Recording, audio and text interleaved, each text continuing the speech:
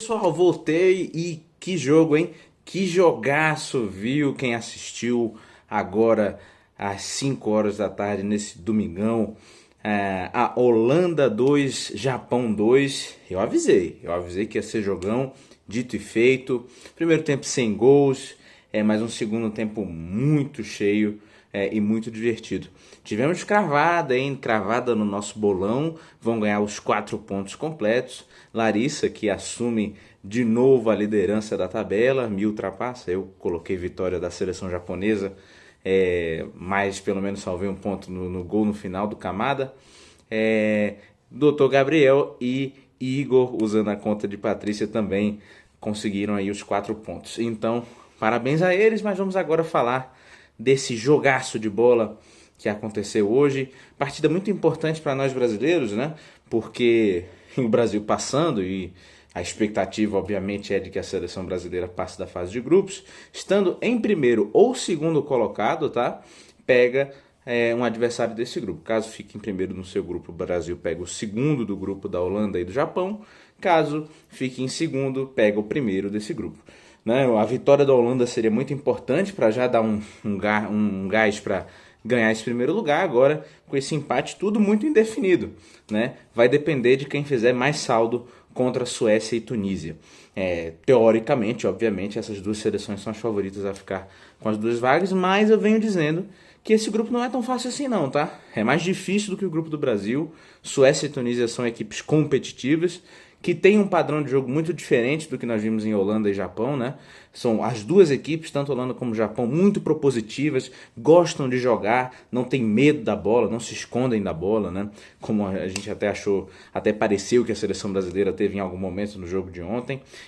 Suécia e Tunísia não, são equipes mais confortáveis em ficar atrás e contra-atacar.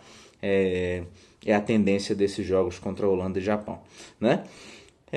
Do jogo em si, a gente viu desde o início uma predominância da posse de bola da seleção holandesa. Né? Acho que muito disso se deveu à grande partida no primeiro tempo que fez o meio-campo da Holanda, principalmente De Jong e Gravenberch, e eles se mantiveram nesse esquema, né, atuando quase como um bloco ali de triangulação e tentando encontrar espaços na zaga do Japão. Mais uma zaga muito intransponível. O primeiro tempo muito bom do goleiro Zion Suzuki, que para quem tem dúvida, achou estranho o Japão ter, a seleção japonesa ter um goleiro negro, né? O Zion Suzuki é filho de americanos, tá? Ele nasceu nos Estados Unidos, então fica a curiosidade, né? Mas, enfim, fez uma grande partida, inclusive o Zion Suzuki, algumas defesas muito importantes e muito boas, né? Boas defesas, muito bonitas. Mas ainda não acho que foi o melhor em campo, que a gente vai falar sobre. Então o time da Holanda começou com essa pujança, mas o Japão mostrou ter muitas armas para contra-atacar. E isso é bom a gente ficar atento, porque no eventual encontro com a seleção brasileira, esse Japão pode ser muito perigoso, tá? Eu acho até que o Marrocos é mais incisivo, assusta mais, né? A seleção do Marrocos é muito mais rápida, muito mais disposta a atacar desde o primeiro minuto. O Japão não. O Japão é um time que é confortável tendo a bola, é confortável sem a bola, e mostrou muito isso, e acho que resume muito a atuação dos zagueiros do Japão. O Watanabe pela direita, Ito pela esquerda e Taniguchi centralizados. Esses jogadores, assim, o Japão jogou hoje sem laterais, como o Brasil joga. Quer dizer, um ato falho, né? O Brasil não joga sem laterais, mas joga com Douglas Santos e Ibanhas, que não são, que enfim, o Douglas Santos mas o Ibanhas não é lateral de ofício, são jogadores questionados, né? O Japão de fato jogou sem laterais de ofício, tinha alguns no banco, o Sugawara entrou durante o jogo, o Tomiyasu também.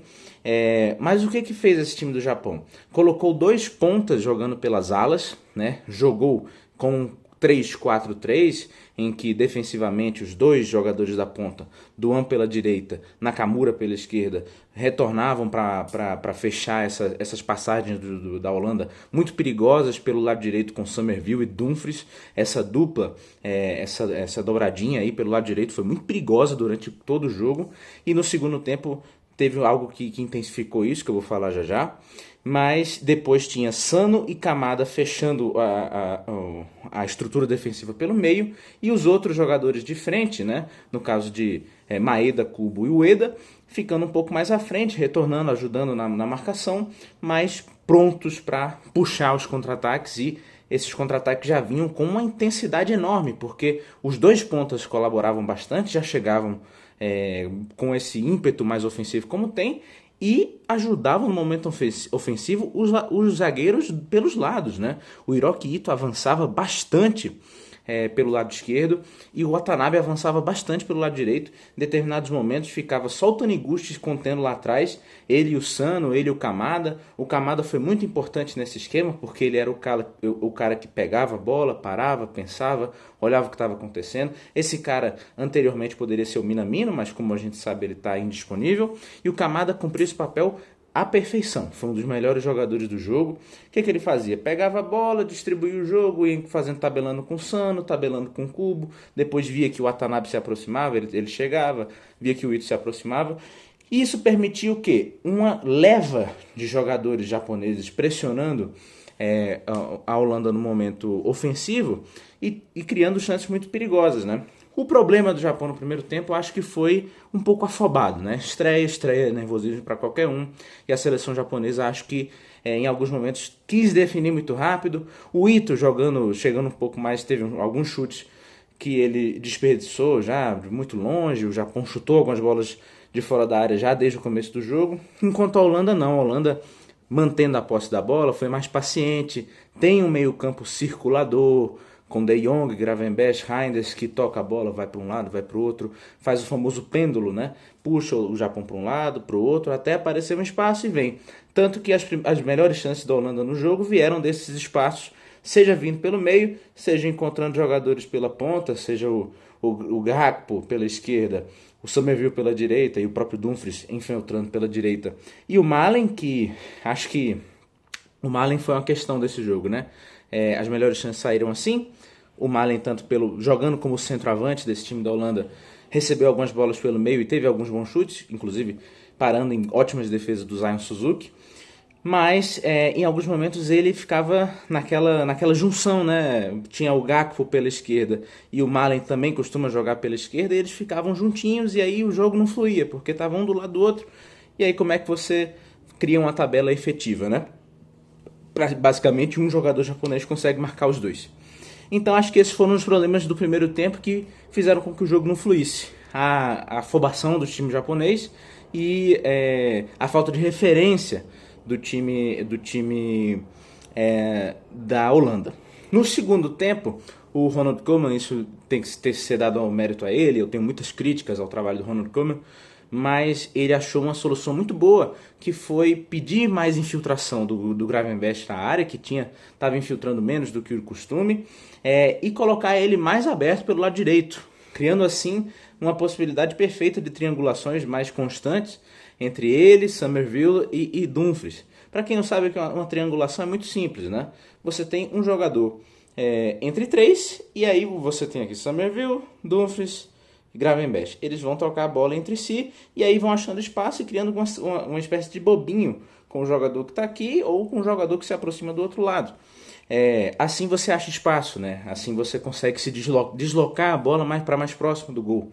E assim saiu o primeiro gol do jogo, né? Depois de uma bola parada, a bola volta para a direita no Dumfries. Quem está aberto na direita não é o Summerville, mas sim o Gravenberch. O Gravenberch estando lá possibilita que o Summerville atraia um marcador dentro da área e dá a chance do Van Dijk cabecear a bola sem marcador, e um gol no limite, né? Cabeceando para a trave e marcando o primeiro gol da partida. A partir daí, a Holanda ainda manteve um certo ímpeto, mas o Japão logo depois começou a dar suas caras, né?